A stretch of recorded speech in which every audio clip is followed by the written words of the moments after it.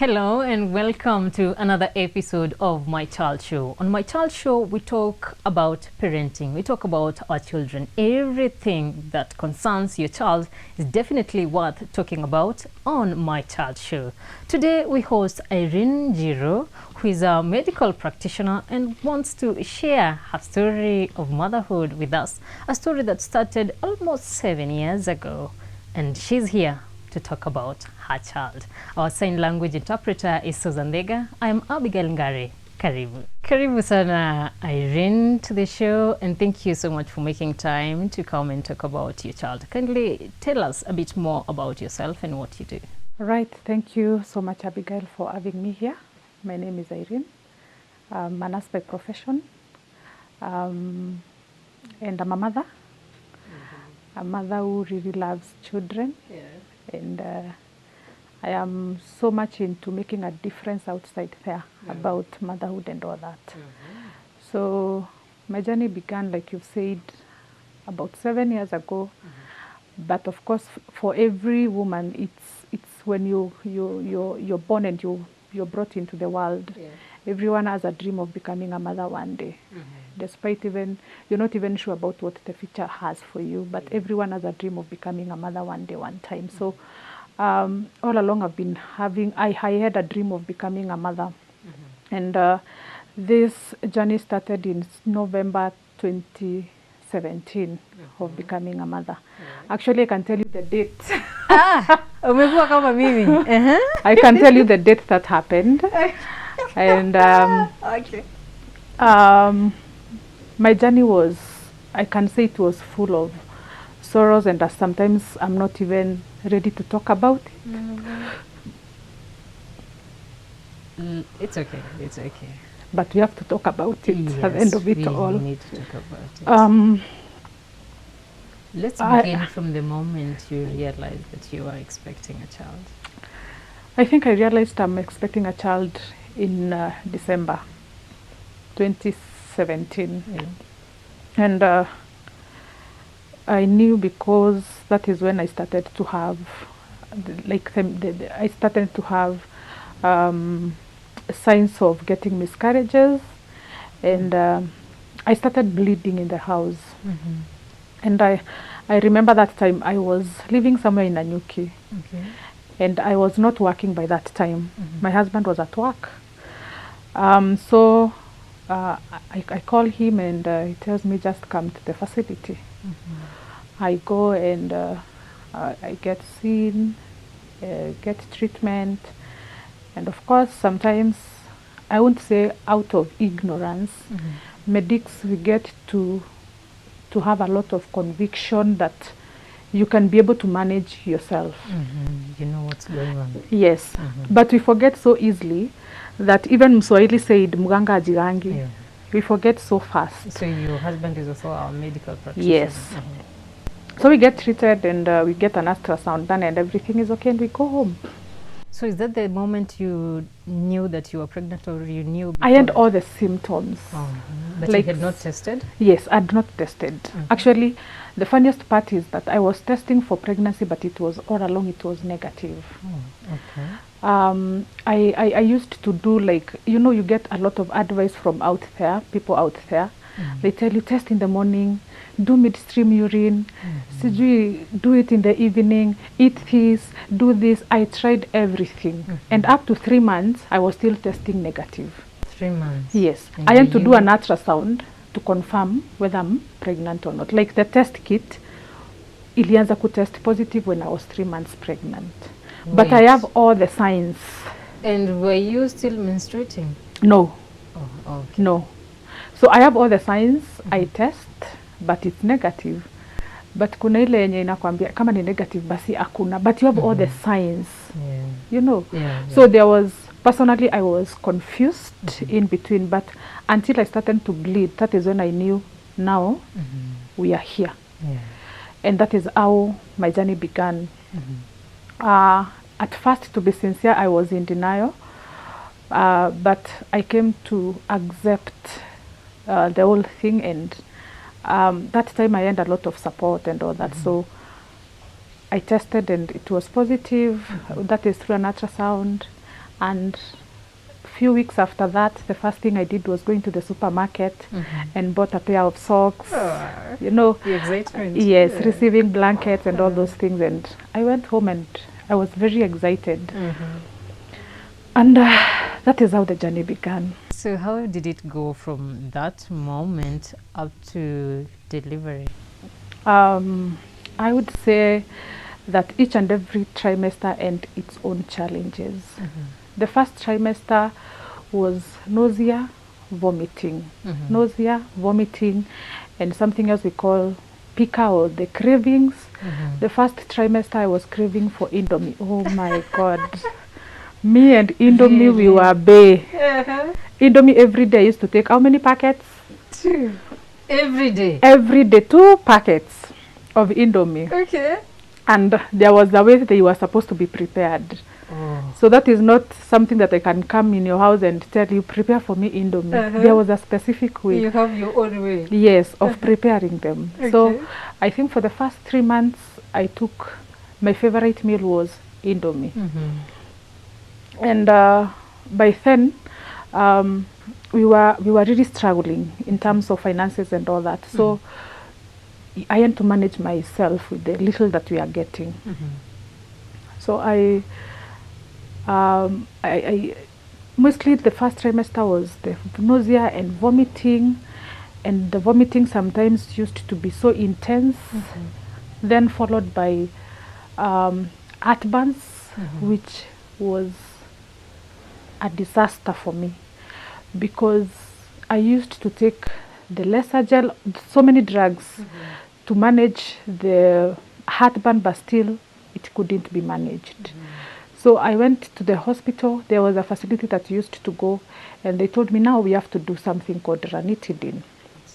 Ranitidine is a drug. It is a tablet that you take, and it has different dosages. But I used to take 2 tablets in the morning and 2 tablets in the evening, which sounds to be an overdose, but that is what was working for me. So I took ranitidine to the last day.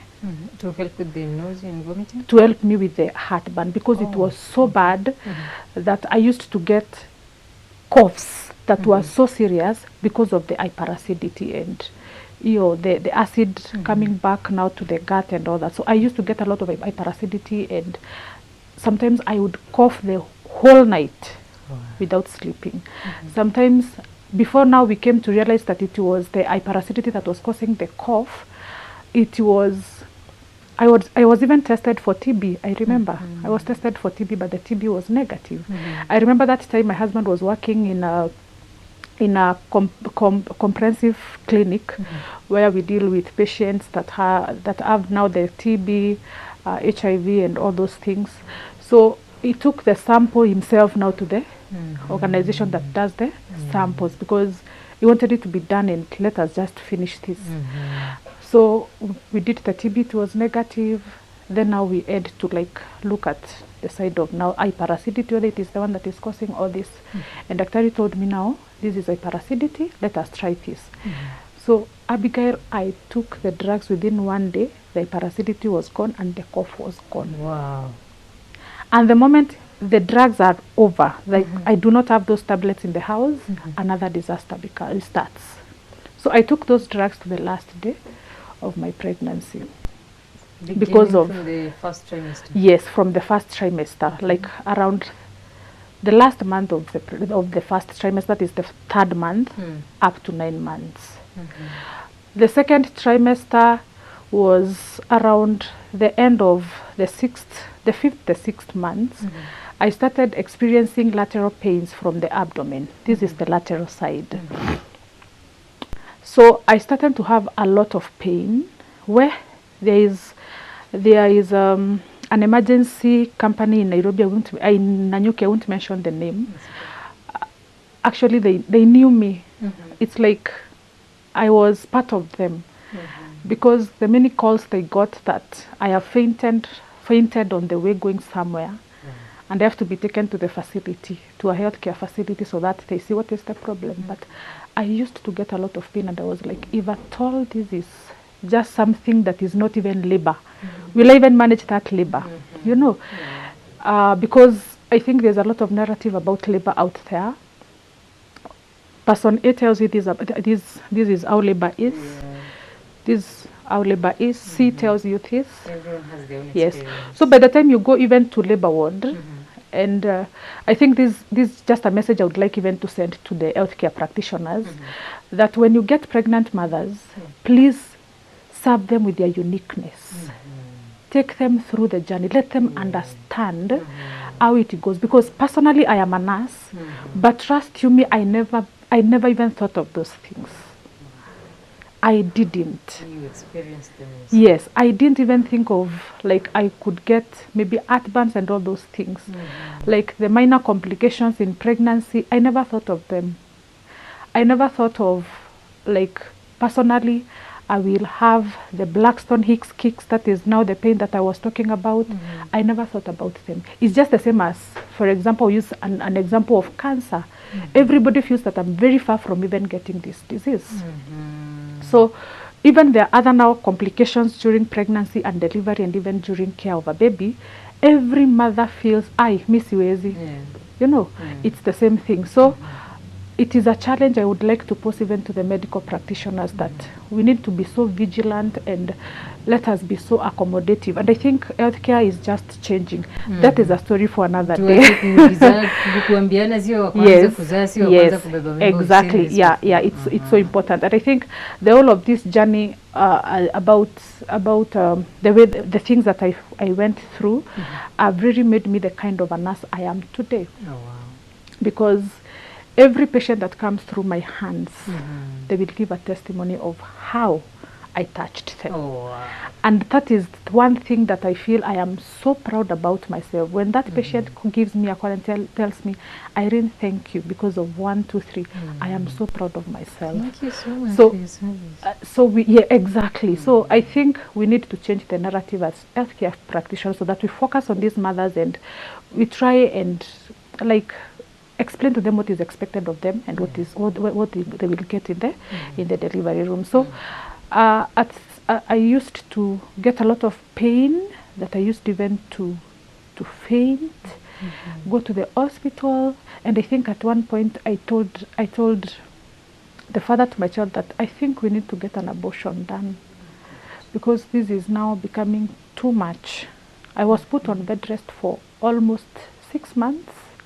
Strict bed rest. Did you know what was causing that pain? It is now the pain when I do something small, like even cleaning the house using a mop or even anything. That day we are not going to sleep. Wow. We won't sleep. Wait, you were working when you found out you were pregnant? I wasn't working. At this point, are you still working? Yes. No, at that time now when I was pregnant, I wasn't working. Oh. I wasn't working. So I was just done with school. I was just waiting for my license. And now my license now came. So when it came, I was already pregnant, and now with the complication that I was getting, we just agreed, let us just pause on this. We bring up our child and then you can resume work. And I think that is what we did. Because I remember when I was even going for my license, I went with my baby pack because I thought I might deliver on the way to Nairobi. Yes, so I wasn't working by that time. All right. Yes. Now let's get back here. The end of the 6th month, second trimester. The second trimester, I think the things that really I felt was so intense for me was the Braxton, because for me it's like they started too early. Because for me, medically, I think they start from around 32, 34 weeks there. But mine started at around 22, 24 weeks there. And it was a lot of pain, a lot of pain. Please explain to us a bit more on those kicks. The Braxton X kicks. Braxton X kicks, just like the word says, the kicks. It's when the baby is developing. I'll just give an overview of how the uterus is. So the uterus has the capability of contracting, like expanding and contracting. So when the baby keeps on growing, we keep on expanding, all right? After delivery, we contract, all right? So during that time, I think when it is trying to, from a layman's language, when it is trying to stretch, yes. That is now when the changes now begin. And then we know during the last periods of pregnancy, that is when the baby starts to add a lot of weight. The third trimester, the baby starts now to add the weight. Like the weight addition is inakuja kwa haraka. So sometimes you get, that is now when we get the Braxton Hicks. But mine started with, like, instead of them coming in third trimester, they came in second trimester. Yes. It went all through. Where all through? Third All trimester. through. Third trimester. Braxton Hicks kicks. I used to stay in the house. My work was just staying in the house, bed rest. Sometimes you feel like you're not doing enough. You know, the women in us, you're not doing enough, so you feel, let me just sneak and wash, do something. Itajulikana tu. Kwa sababu Mwili itasema. Unajaribu kuvumilia, but where the times I've prayed the whole night, like, God, please take this pain away. Nothing. I used to get a lot of pain. So we went to third trimester, and funny enough, my labor never came. My labor never came.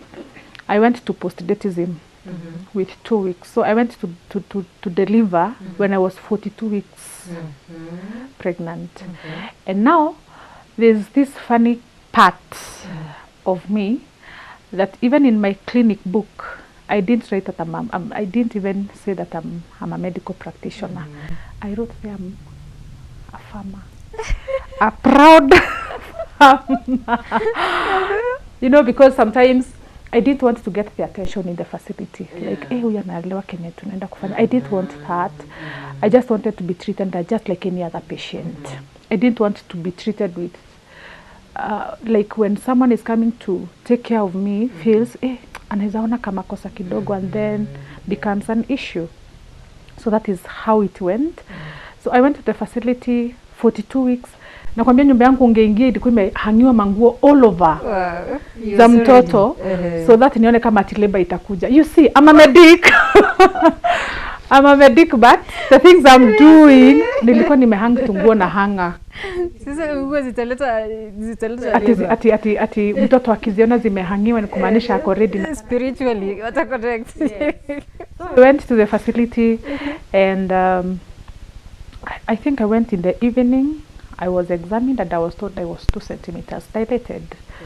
And like I said, okay. I didn't have any pain. Okay. No pain. I just felt, let me just go. So I go, I get examined. I'm 2 centimeters dilated. I'm like, okay, sawa. Si mimi ninajua mimi ni nurse. Na tunaambianga mtu tembea.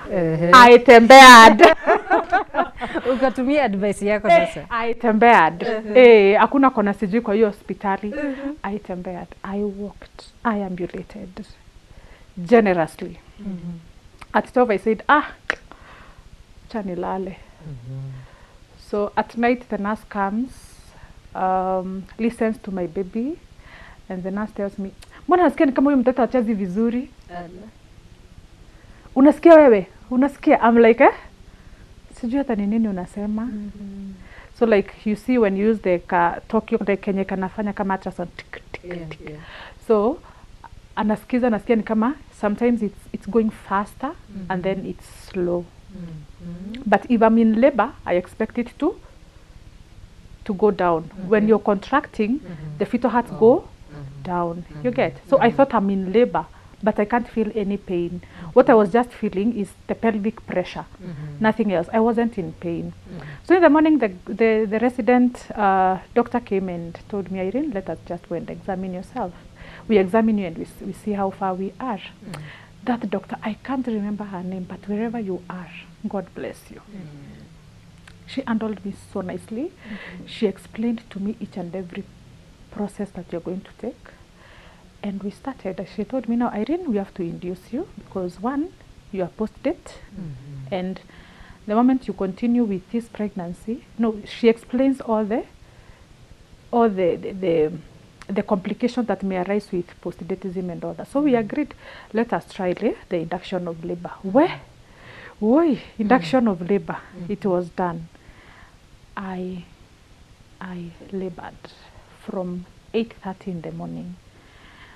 And I was laboring in that facility. They have a shamba. I went to labor in the shamba.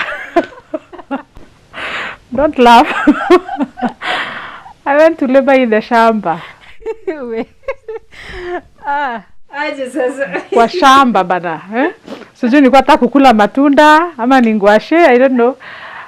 But I labored from the shamba because the experience of the examination was so painful for me, and I said, I am not doing it anymore. I'm going to labor from there and wait for my baby from the shamba.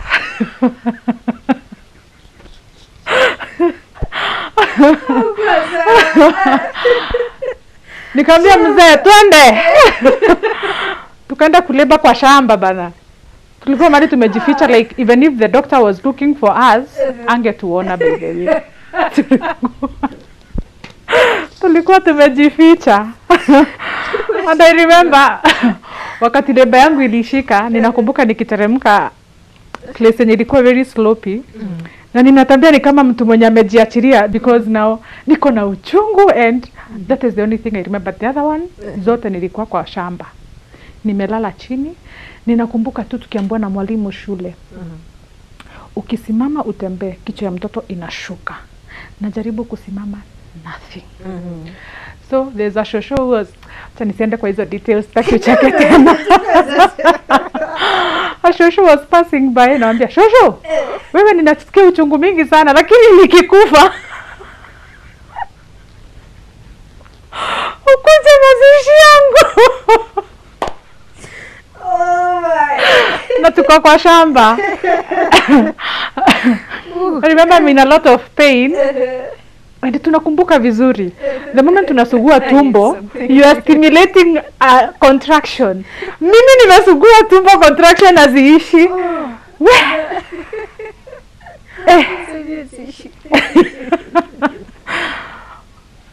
Contraction haziishi. Mimi naendelea tu kusugua tumbo. Sikumbuki. The moment tunasugua tumbo, you are stimulating a contraction. Oh, okay. You see? I labored. Ikafika around 4:30. I said, we, aki hapana, wacha tu nijipeleke. Wacha nijipeleke, enough is enough, I surrender.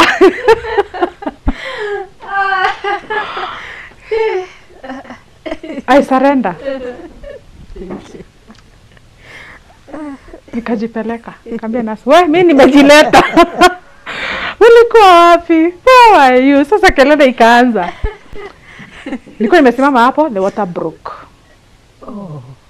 But one thing that made me so happy is that the water broke and it was clear.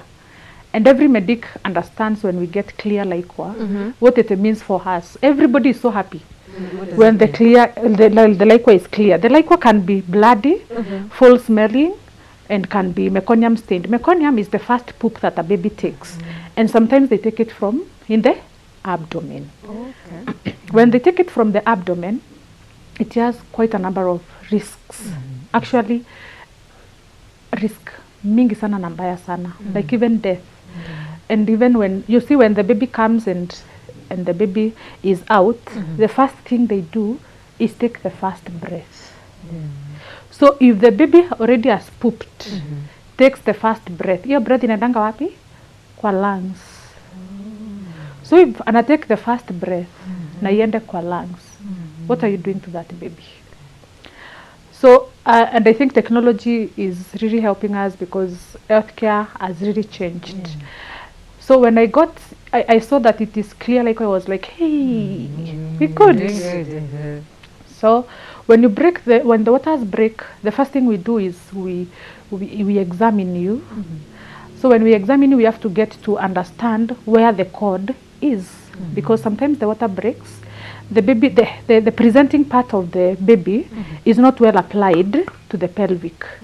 So sometimes the cord can slip. So inaweza toka nje. Oh. Okay. So we have to examine to make sure that haijatoka, because now ikitoka, that is another emergency now. We start another emergency from there. So the cord was okay, and I was told, you're fully dilated. Remember nilifanywa reduction of labor at around 8:30. You remember? When reduction of labor 8:30, nikalala 30 minutes kwa shamba. From around 9:30 there. So nikaambiwa sasa wewe hautoki hapa kwa kitanda. And they said tumweke drip ya uchungu. You know hawajui mimi ni medic. Tusisahau hiyo. They do not know I am a medic. But allow me to take you back that when I was in labor, there's an instinct that I got that this baby will need a pediatrician on board. I don't know where it came from. I insisted.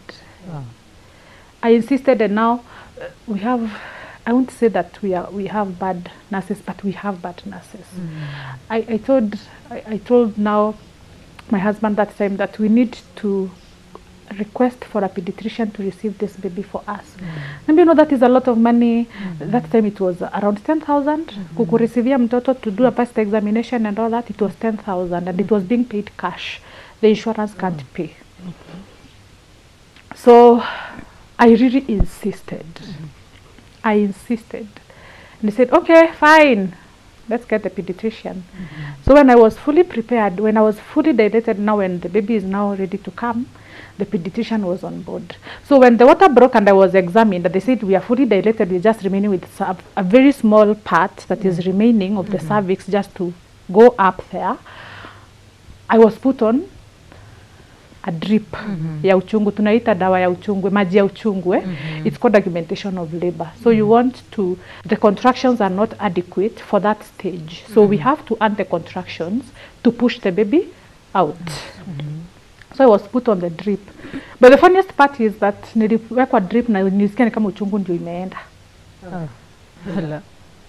So when I was fully prepared, I told them, can I speak to this person? Go out there and call for me this person.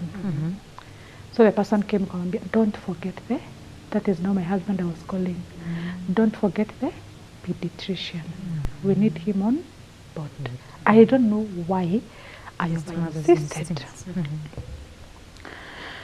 So the doctor was called. Wherever you are, Dr. Kilonzo, God bless you. Dr. Kilonzo comes and the baby is ready to be born.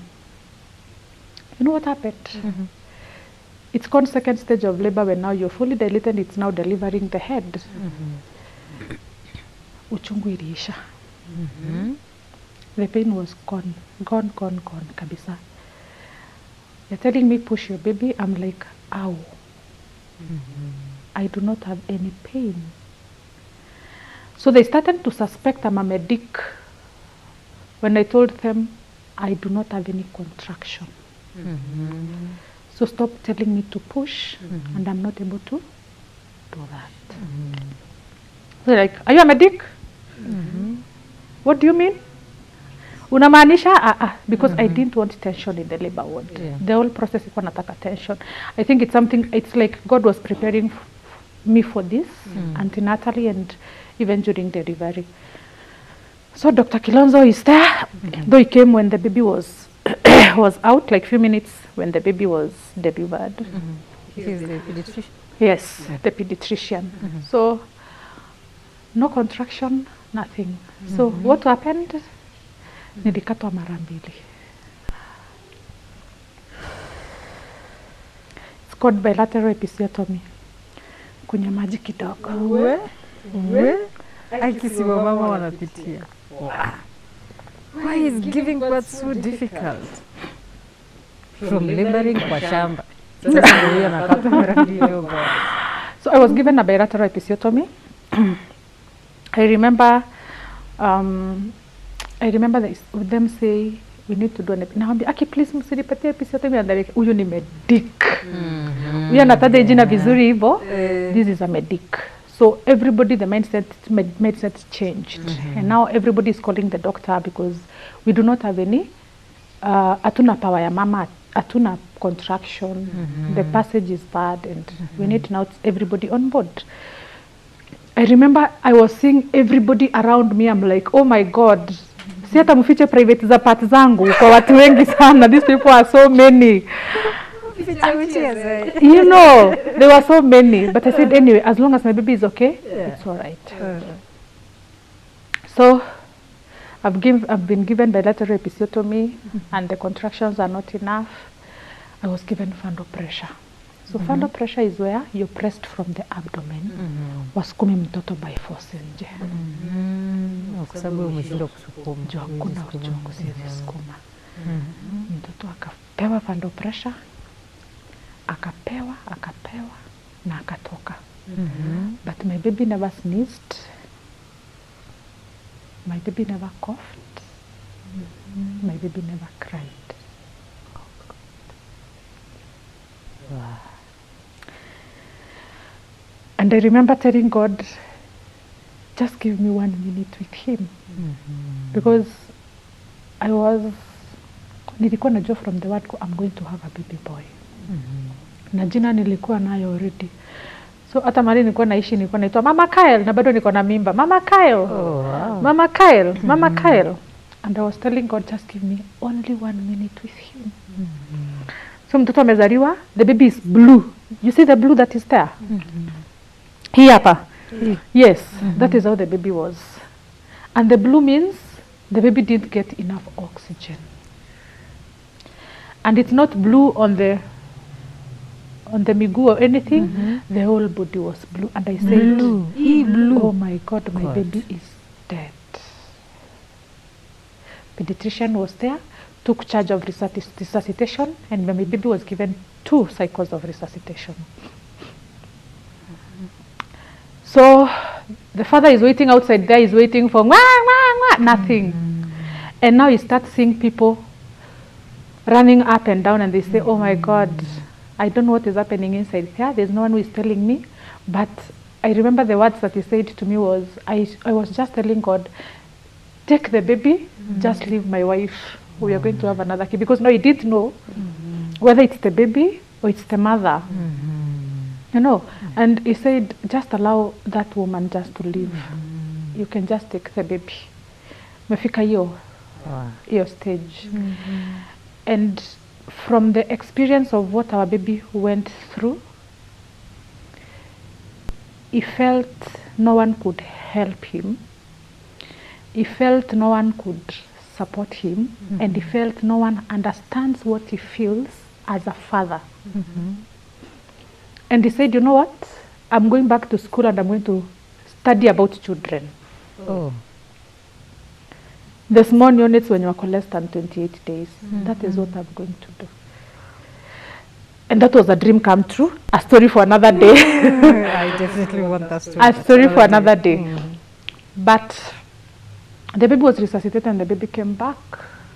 But I never got a chance to see my baby the first around 24 hours after delivery.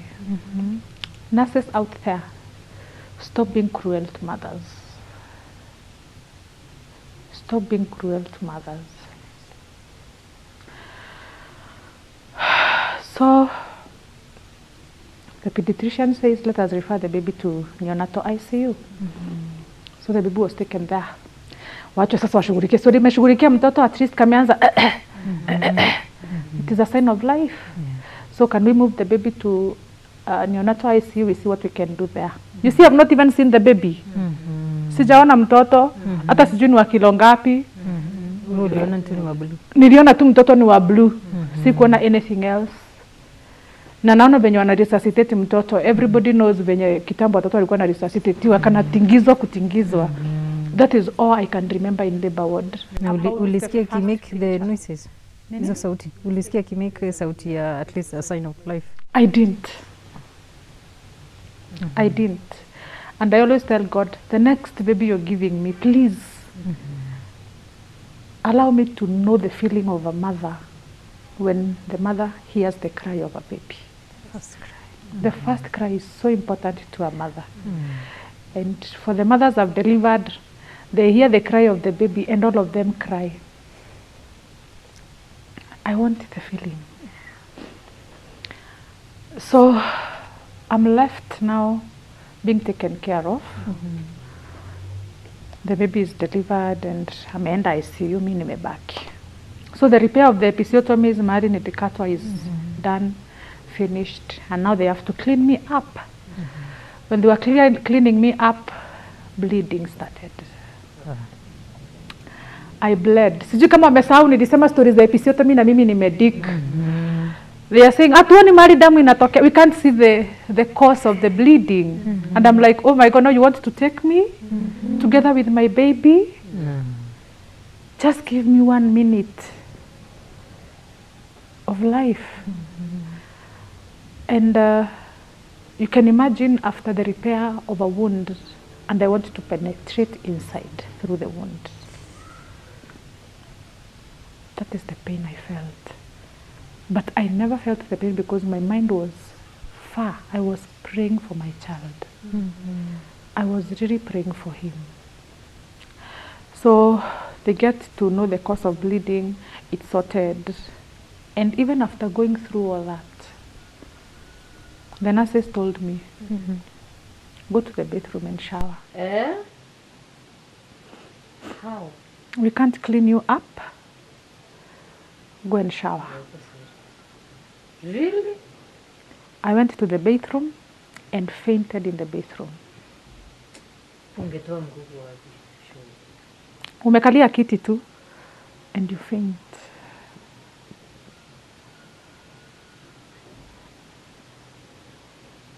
But akukosangi mtu mmoja mzuri. Someone came and I, hey, this woman has taken too long in the bathroom. So comes. Yes. Yes. Oh. Okay.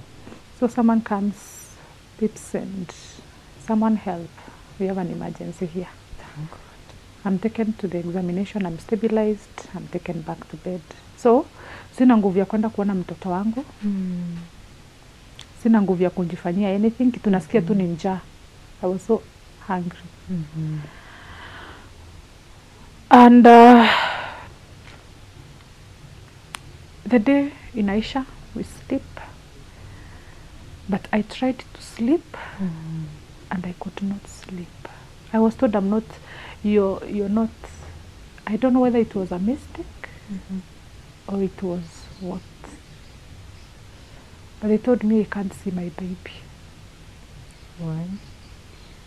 I don't know, reasons known well by them. I was so obedient. I wish your time ingekuwa kama sahi. They tell me I'm not able to see my child. You know, nowadays people are so informed. And by then, that time I was very young in the career, so I was so obedient because it's like I'm carrying what was taught in school. We were taught like you have to obey. So my child, I didn't see my child for the first, I think 12 to 16 hours. I was just seeing him through the window. So the following day, I tried to sleep but I couldn't sleep. I stayed hapo kwa dirisha the whole night nikichungulia mtoto wangu. If I slept maybe for 2 or 3 hours. So I sleep, I wake up in the morning, take a shower. The gynecologist comes to do the ward rounds. I won't mention her name. She comes, she does the ward round. And the way they do the ward round, and explain to the patient what is happening and make them understand. So they come bedside and the gynecologist sees me and tells the nurses. The nurse who is now giving the report to the doctor is saying, she delivered yesterday at this time, so the baby is in neonatal ICU because of meconium aspiration. I'm like, no! My baby didn't aspirate because I didn't have, the baby didn't poop intrauterine. The baby didn't. But that is what I'm telling myself from deep inside. I'm not shouting it round, like I'm not shouting it loud for them to hear. So doctor says, okay, sawa, next patient. All right, sawa, atashughulikiwa na daktari wa watoto. Next patient.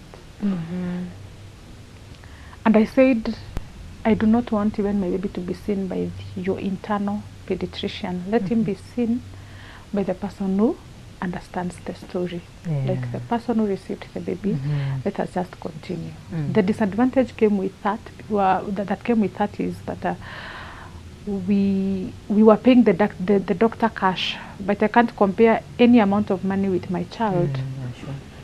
So the following day, the same day we go to listen what the doctor has to say. So I go to the neonatal ICU, but the baby was not ventilated. The baby was not on supportive life support. Like it wasn't supported. You could breathe spontaneously, but and to be supported with some oxygen. So we are there. Unajua daktari hata yeye ajui kama mimi ni medic. Daktari mwenye anaona mtoto wangu ajui. So we went for the ward round, and during the ward round we discussed, and this is how the baby was born. This is the score. He explained what the scoring means. I think what I remember so loud was when he said that your child has a risk of getting cerebral palsy. And that hit me so hard. So hard that I felt it's like my whole world has shattered. Like how? Why? And says even after discharge, we'll continue monitoring this child so that we see what to do, how to go about this. Okay, sawa. So I go back to the ward, and just like any other mother, you continue praying for your child. We stayed in the facility for about 7 days. We were still in the NICU unit. We stayed there for about 7 days, and one day the doctor comes and tells me, you know what, you're discharged. Hey, sindano zimeko kuni mimi nilikuwa najitolea haraka sana. I was so happy that I am going home with my child, and the child is alive. So we went home. We were discharged. We went home, and we started the journey of postpartum. And I think for me that was the hardest than even the other part, the pregnancy and delivery. Are you serious? For me, postnatal was the hardest. And my son is 6 years, but I see like my child is 1 month old, because I feel the time frame is so close that I'm not even ready to even begin another journey. And I don't know whether I will. I don't know whether I even kuna time itakufika tinisema I am ready. I don't know, but maybe one day I will. So we go home, and the journey begins of bringing up this child. The first 6 months in exclusive breastfeeding. I had milk. Juu mimi nikiwa between 6-7 months nilikuwa natoa maziwa. Nikiwa pregnant. 6-7. Yes. Nilikuwa na maziwa. I had milk. So my son, okay, sikujua kile mtoto wangu, nilijua kwa discharge summary that my baby weighed 3.0 kgs. So postnatally tukaanza journey, 2 weeks clinic, 6 weeks clinic, na kuna bado kuona pediatrician, tusisahau. And remember, this pediatrician doesn't work in that facility. So is an external consultant. So natuandikia clinic, come and see me 2 weeks from today. Hizo 2 weeks zinalingana na hii clinic ingine. You're like, now where do I start? To be sincere, the first one I didn't go.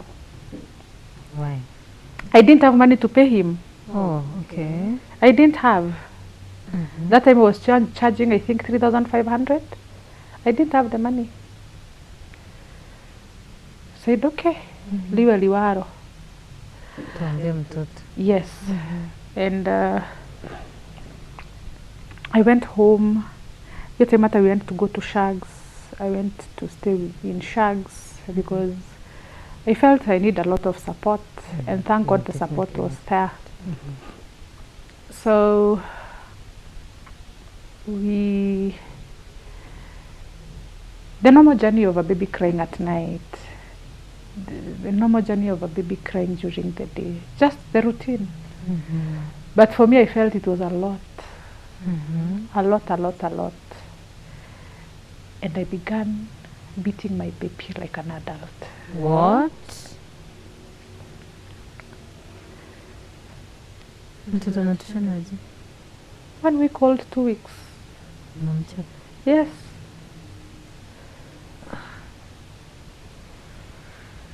Why? I felt ni bad manners ako nayo. Mtoto wiki moja. Yes.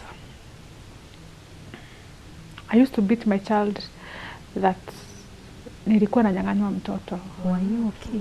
I wasn't, but we didn't know that I wasn't. Wow, that's heavy. I got maternal blues. I went to maternal depression, postpartum depression. That is another whole journey. What?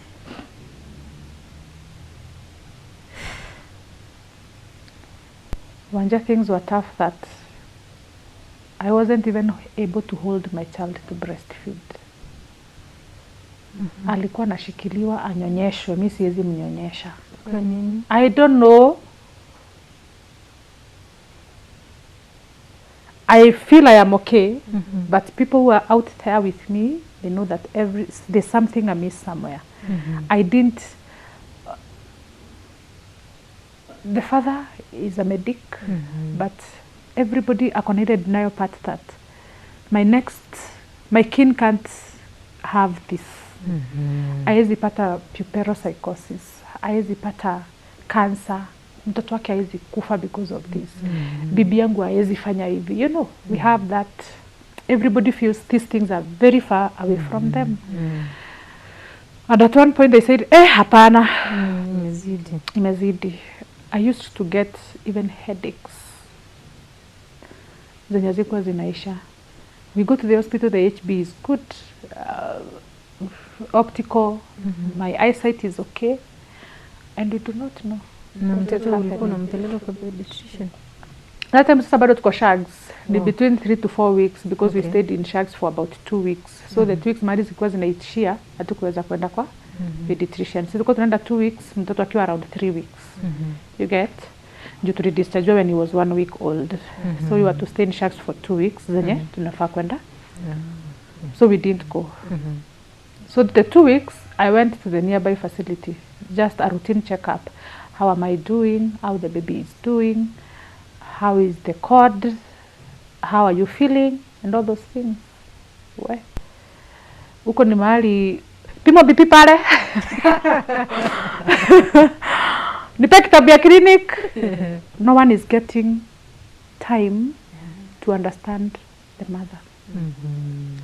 And mothers out there, the first time of becoming a mother is not a good journey. It's not a, maybe when mumebarikiwa you have a very smooth journey. Mtoto anazaliwa, anakula vizuri, anakunywa vizuri, unaenda job, you know. But there are some mothers who still go through a lot of things. And if we cannot create that environment of them feeling safe with us as healthcare givers, then we make the journey more hard for them. Because they do not have anyone to run to. Haezi kimbilia kwa mama yake. The mother is not a medic. Hata understand kwa nini anachapa mtoto. Hata understand kwa nini anashindwa kushika mtoto. Some might feel that I do not want the child. But that is not the case. Something is just showing me that his baby is a nuisance. And every mother, mtoto, hata mtu mwenye anakataa mimba, azae mtoto asikie amelia, there's an attachment that comes. Unasema, nilikuwa nipeane, And you see that is the story even that comes with surrogacy. You're not even allowed to see that child because there's that bond that comes when the baby is delivered. So I go to the facility, pima BP hapo, uko aje? Sawa. Kitovu ya mtoto iko sawa. Unakunywa dawa zako, uchafu inatoshana aje? Hivi. Sawa. Hendeni nyumbani mko sawa. But no one is taking the history of how are you breastfeeding? How are you feeling about the journey of motherhood? How are you feeling about having this child? That individualized care, I missed. I missed that care. That every story is different. That is what I missed. That is what I lacked. And 2 weeks ikaisha, tukarudi nyumbani. And now we started the journey of going to see the pediatrician. Now, you know, sometimes it's the way you have so many people with you, and you feel the warmth, and you tend to forget about your problems. Until those people leave you, that is when the reality hits. That, oh, I was here. I need to start the journey. So we go back to Nanyuki, and we are like, okay, we need to take the baby to be seen, and we see the progress. So we look for Dr. Kilonzo, and we go to Dr. Kilonzo, and Dr. Kilonzo tells us, now I'll be seeing you every 4 weeks. So after every 4 weeks, you have to come and see me. Hizo 4 weeks zinalingana na the immunization schedule. So namwambia, I think we need to like rearrange and see the most convenient day of seeing you, so that at least I won't stomach a lot. The facility that I'm going for immunization and where his facility is 2 different directions. And we agreed, all right, I can be seeing you every 3 weeks. So nakuona hii wiki, then we end up for immunization the following week. So that is how we started. 3 weeks difference, then kakuja sikakuwa 1 month. So we saw Dr. Kilonzo, and we continue seeing him, and we just praying that God, that everything will be okay. For those who know what APGAR scoring is, it's a chart that, can I call it a chart? An assessment chart to be able to gauge a baby when the baby is born. So we assess for activity. Mtoto akitoka, how is the activity, that like the motor, the all of the hands, how is the baby's activity. We look at the pulse rate. So the pulse, you assess how it assists in knowing how the heart is beating. You look for appearance. How is the baby? Is the baby pink? Juu watoto wengi wakizaliwa nakanga wazungu. So is the baby pink? Is the baby cyanosed? Or that is the blue now, the discoloration that I was telling you about. There is the breathing, and there is the respiration part, and there is how the baby is reacting to inaitwa agreements, like the way the baby reacts to everything. So the baby is supposed to score not less than 7 over 10, because it's out of 10. The baby is not supposed to score below 7. If the baby scores below 7, that is 6, we call it a poor score. And the baby has a risk of getting something we call birth asphyxia. That is, the oxygen is not able to reach the brain very well. So the brain is deprived of oxygen. So it's a baby akona risk ya kupata asphyxia. So we have to observe them just to make sure that they are okay. Mine scored 3. What? Irene, I need a break. No, ulikuwa umeacha kumchapa. Mine, si sasa hiyo ina score yangu after birth. I think we need. Mine scored 3. Out of 10. Hajafikisha hata half. Hata 50% hajapata. Amekataa kupata 50%. We? Watoto hutoka mbali. But this one feels like it's a bit too far. First trimester, second trimester, third trimester, and now we are in the 4th trimester, postpartum. Na bado mashida zinaendelea. Wow. Please watch out for part 2 of Irene Njiru's story of her child.